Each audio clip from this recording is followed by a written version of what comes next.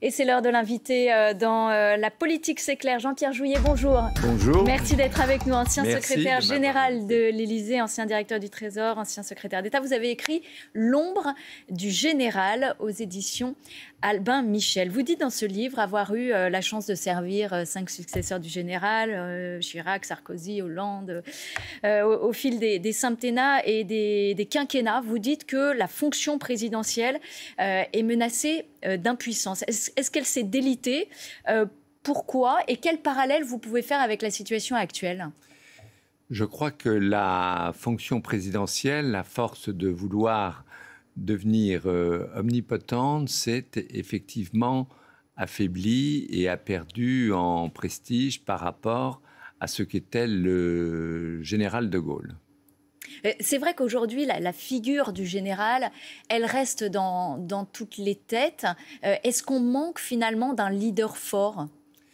Je crois que la figure du général reste effectivement dans toutes les têtes et que chacun veut se comporter comme le général, mais n'est pas le général qui veut.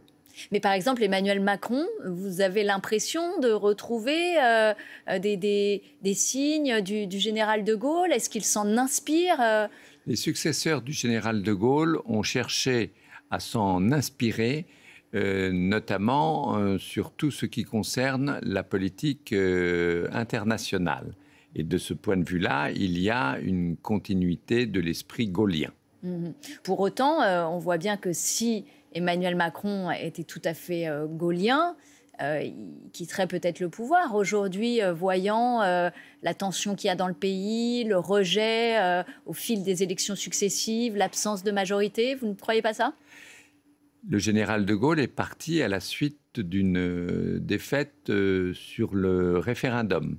1969. 1969. Là, il n'y a pas eu, je veux dire, d'échec à un référendum ou de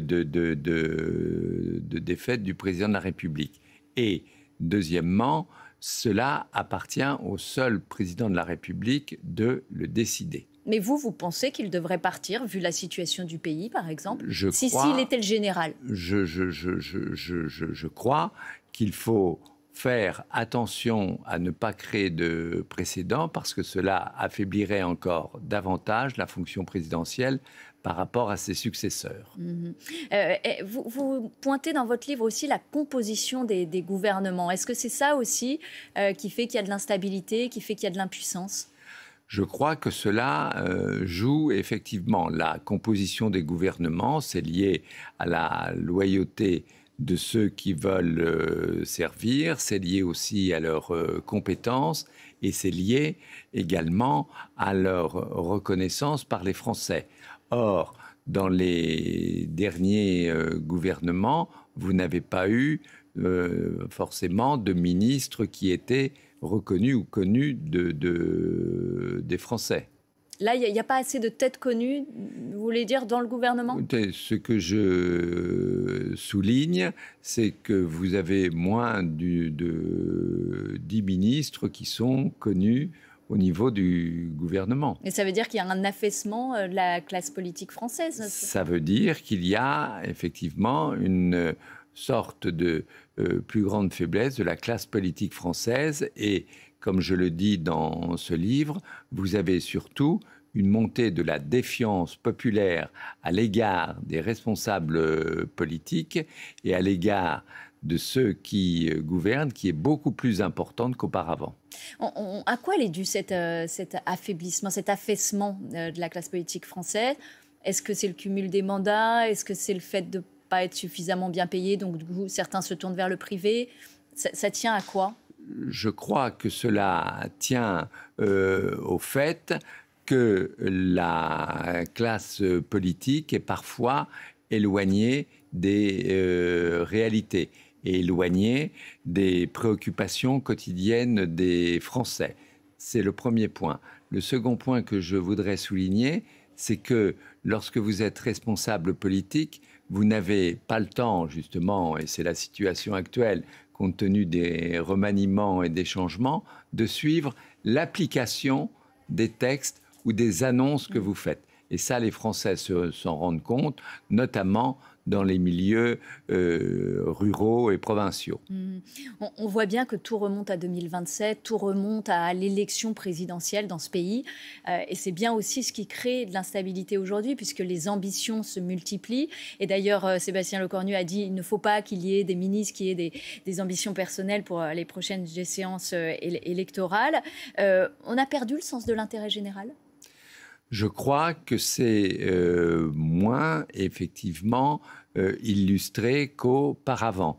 Et ce sont, vous l'avez souligné, les candidatures qui se multiplient à l'élection présidentielle, ce qu'on ne connaissait pas auparavant. Et là, il y a de la part des Français une défiance par rapport à ce qui est le manque d'unité, de stabilité et de vision. Alors, je ne sais pas si c'est une des conséquences, mais en tout cas, aujourd'hui, 57% des 18-35 ans pensent que la démocratie est préférable à la dictature, ce qui est quand même une faible majorité.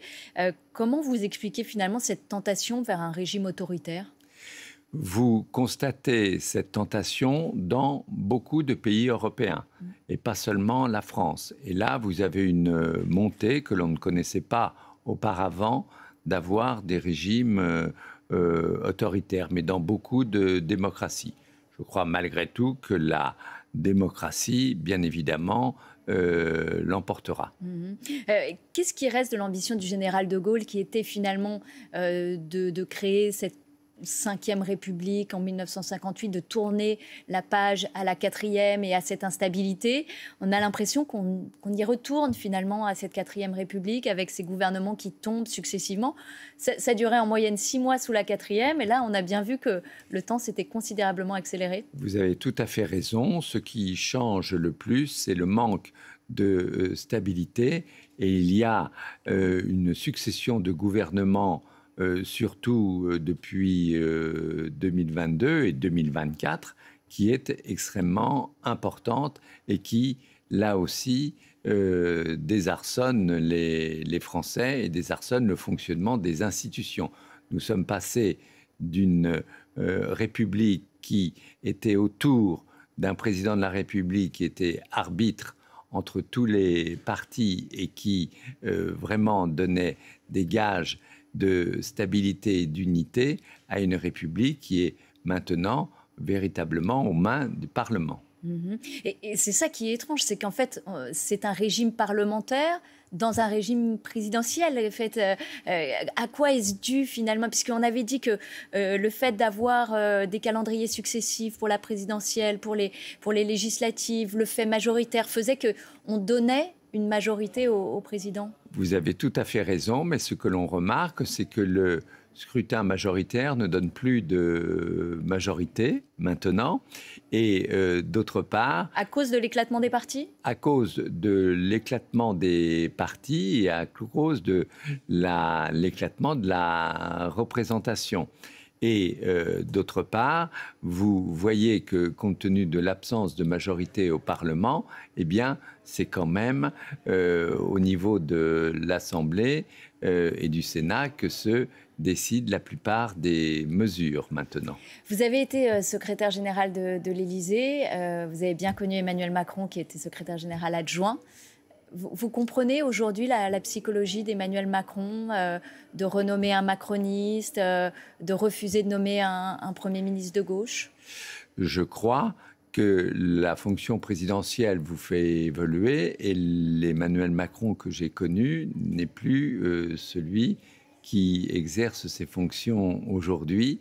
Et je pense effectivement, et là j'en reviens au général de Gaulle, et à certains de ses successeurs, que l'on respectait la volonté du peuple et qu'en 2024, il y aurait dû y avoir une tentative, malgré tout, de faire en sorte que ce soit le premier groupe qui exerce ses responsabilités. Donc la gauche.